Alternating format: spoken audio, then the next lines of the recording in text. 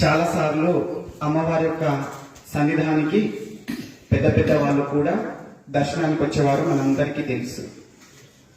నాయన వారు చక్కగా అమ్మ దగ్గరికి వెళ్ళి, అమ్మ వీరు వచ్చారు అమ్మవారి దర్శనానికి అనేవారు. అప్పుడు అమ్మ ఉంటూనే మౌనంకి వెళ్ళిపోయేవారు. ఒకసారి ఒక గుల్బర్గా నుంచి ఒక పెద్ద ఆఫీసర్, అంటే పెద్ద ఆఫీసరే వచ్చారు. నాకు చిన్న ఆ యొక్క జ్ఞాపకం ఉంది. ఆ ఆఫీసర్ వచ్చి అమ్మవారి యొక్క దర్శనం కోసం కనీసం గంట సేపు వెయిట్ చేశారు ఆయన. అప్పుడే అమ్మవారు చిన్నగా నాయన చెప్పారో లేదు, అమ్మవారు ధ్యానంలోకి వెళ్ళిపోయినారు, మౌనం అయిపోయారు. మరలా ఆయన చాలాసేపు వెయిట్ చేశారు. నాయన కూడా ఓం అని చెప్పేసి అమ్మవారిని ఓంకార నాదంతో మాట్లాడతారేమని చెప్పేసి ప్రయత్నం చేశారు. కానీ చాలాసేపు అలాగే వెయిట్ చేసిన తర్వాత అమ్మవారు ధ్యానంలోనే ఉండిపోయినారు. ఆ తర్వాత ఆయన కొద్దిసేపు వేచి చూసి తిరిగి మరలా ఆయన వెళ్ళిపోయిన తర్వాత, భోజనానికి వెళ్ళిపోయిన తర్వాత అమ్మవారు ఆ యొక్క ధ్యానం నుండి బయటకు వచ్చారు.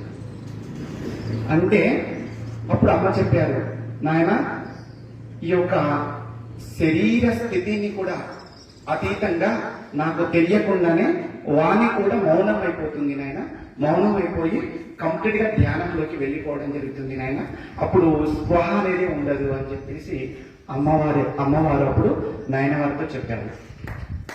ఈ యొక్క చిన్న చిన్న అనుభూతులు అమ్మవారి యొక్క అనుగ్రహం చేత, నాయన వారి యొక్క కల్పించినటువంటి వారి అనుగ్రహం చేత, అక్కడ చిన్న చిన్న సేవ దొరకడం వల్ల మాకు చిన్న చిన్న అనుభూతులు దొరికినాయి.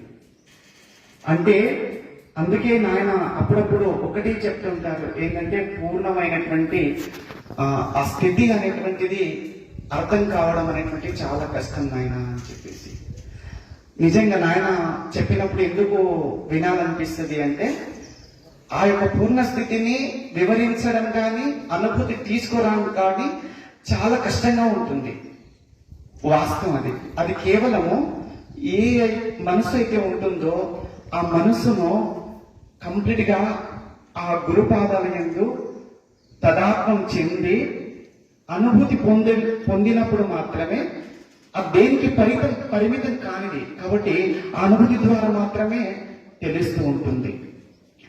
అదే విధంగా అందుకే నాయన వారు ఒకటి ఏం చెప్తారంటే, ఆ పూర్ణస్థితిలో అమ్మవారు ఆ స్థితిలో ఉండి కూడా నాయన ఏమీ తెలియనట్టుగా ఉండేవారు, ఎవరు ఏం చెప్పినా కానీ వినేవారు.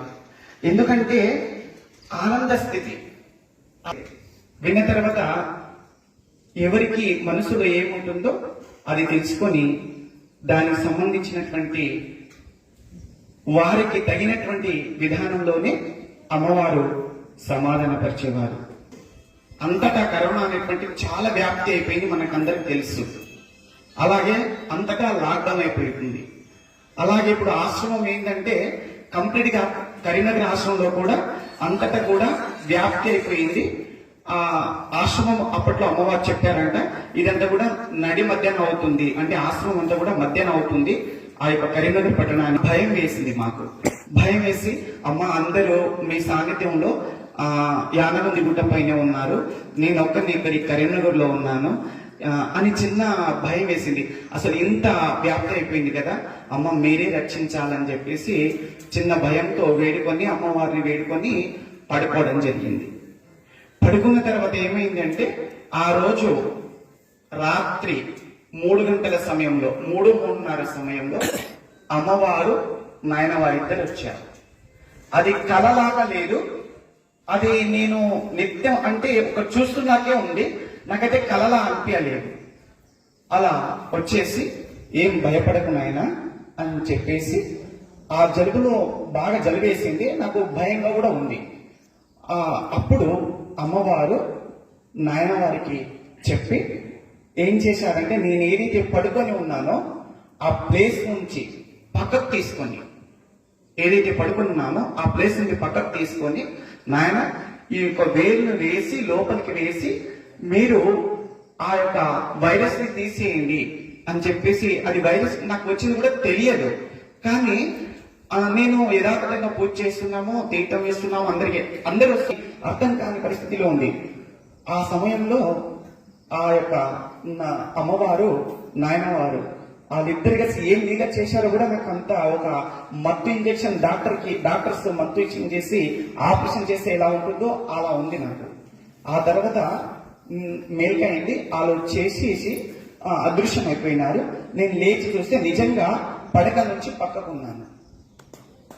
ఏదైతే అమ్మవారు అక్కడ చూపిస్తున్నారో పడుకున్న చోటు నుండి పక్కకు తీసుకొని ఏదైతే చేశారో ఆ ప్లేస్ నుంచి పక్కకు తీసుకొని ఎక్కడైతే అమ్మవారు చూపించారో అక్కడి నుంచి లేవడం జరిగింది. అప్పుడు నేను ఒక గంట సేపు ఏడ్చినాను, అంతే. కన్నీళ్ళ నుండి నీళ్ళు వచ్చినాయి కళ్ళ నుంచి. ఎందుకంటే అమ్మ నిజంగా లేరని చెప్పేసి మేము ఈ దేహం మాత్రమే అమ్మవారు కనిపిస్తలేరని చాలా బాధపడే వాళ్ళం కదా, ఏడ్చే వాళ్ళం కదా.